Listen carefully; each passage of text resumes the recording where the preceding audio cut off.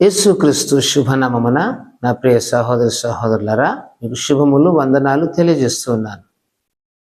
నా దేవుని బిడ్డారా, ఈరోజు వాగ్దానము బైబిల్ గ్రంథంలో నుండి ఏవేలు గ్రంథము 2వ అధ్యాయం 27వ వాక్యమును ధ్యానించుకుందాము. నా జనులు ఇక ఎన్నడూను సిగ్గునందక యుందురు. ప్రియమైనటువంటి నా దేవుని బిడ్డారా, దేవుడు అంటున్నాడు, ఇశ్రాయేలు మధ్యనున్నవాడను నేనే అనియు, నేనే మీ దేవుడనైన యెహోవాననియు, నేను తప్ప వేరు దేవుడొక్కడును లేడనియు మీరు తెలుసుకొందురు. నా జనులు ఇక ఎన్నడూను సిగ్గునందరు. నా ప్రియమైనటువంటి దేవుని బిడ్డలారా, ఎన్నడూను సిగ్గునందరు. సిగ్గునందుట అనగా అవమానపడుట, సిగ్గునందుట అనగా వెలివేయబడుట, సిగ్గునందుట అనగా తృణీకరించబడుట, రకరకాల అర్థాలు వస్తాయి.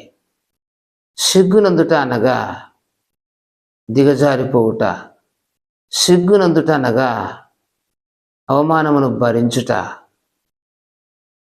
సిగ్గునందుట అనగా తలదించుకొని శత్రువుల ముందు తలదించుకొని ఉండుట, సిగ్గునందుట అనగా ఎదురు చెప్పే ధైర్యం లేక సిగ్గుపడుట. నా ప్రియ సహోదరి సహోదరుడా, నా జనులు ఇక ఎన్నడూను సిగ్గునందరని యేసయ్య మాట్లాడుతున్నాడు.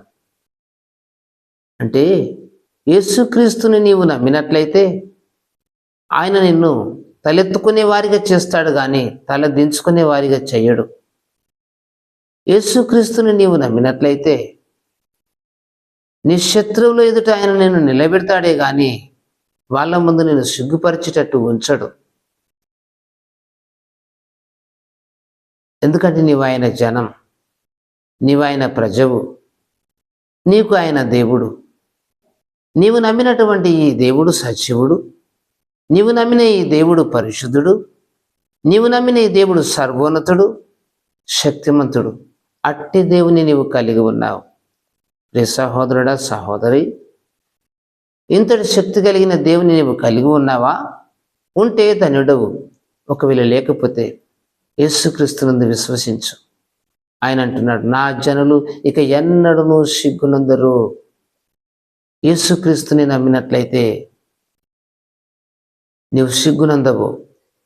నీకు ధైర్యం కలుగుతుంది, నీకు ఆశీర్వాదం కలుగుతుంది, నీకు స్వస్థత కలుగుతుంది, నీకు సమాధానం కలుగుతుంది, నీకు దీవెన కలుగుతుంది.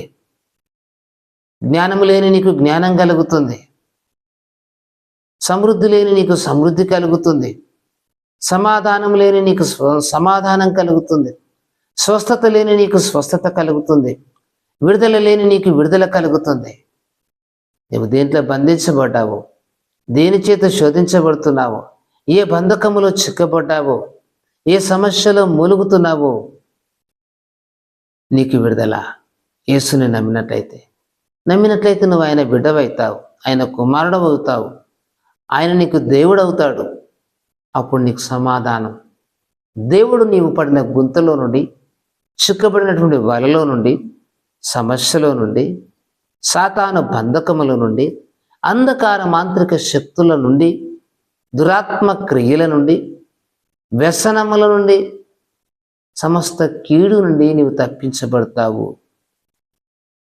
నిన్ను సిగ్గుపడకుండా నిలబెడతాడు దేవుడు. నీకు విజయమునిస్తాడు, నీకు సమాధానమునిస్తాడు, నీకు స్వస్థతనిస్తాడు. యేసుక్రీస్తునందు విశ్వాసముంచు. నమ్మినట్లయితే నీవు దేవుని కార్యము చూస్తావు, నమ్మినట్లయితే నీవు అద్భుతాన్ని చూస్తావు, నమ్మినట్లయితే ఈ ఆశీర్వాదములు నువ్వు పొందుకుంటావు. ఈ మాటలు వింటున్న నిన్ను దేవుడు దీవించుగాక.